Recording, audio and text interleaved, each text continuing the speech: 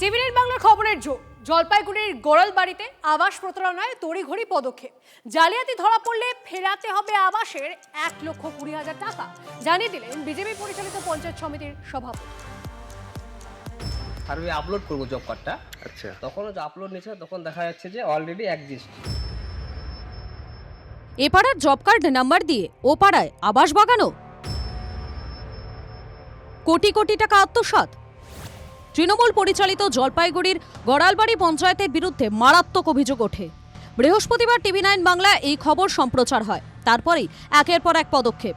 আগে নামগুলো রিকভারি করতে হবে এবং কোন কোন অঞ্চলে গিয়েছে সেই অঞ্চলে তাদেরকে জানালে তারা সেগুলোকে ওইখান থেকে ব্লক করে দেবে। টিভি9 বাংলার খবরের জোর। জলপাইগুড়িতে আবাস জালিয়াতিতে ব্যবস্থা নিল প্রশাসন। জালিয়াতি প্রমাণ হলে ফেরত নেওয়া হবে আবাসের টাকা।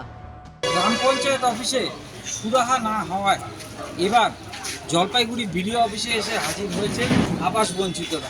আমাদের ঘর অন্য জায়গায় চলে গেছে। হ্যাঁ, তো এটা তদন্ত হোক আর আমাদের যেন নতুন ঘর হয়।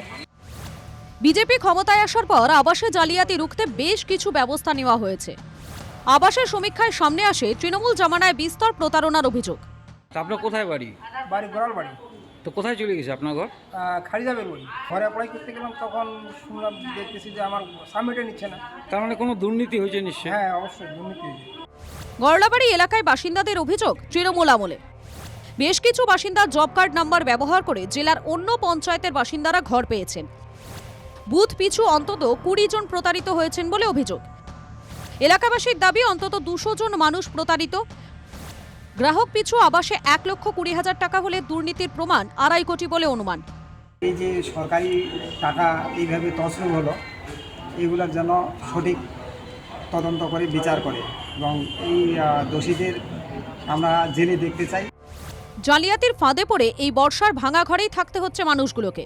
এলাকাবাসী চাইছেন যাতে ফের তারা ঘরের আবেদনের সুযোগ পান, সেই ব্যবস্থা হোক। জলপাইগুড়ি থেকে নীলেশ্বর সান্যালের রিপোর্ট, টিভি9 বাংলা।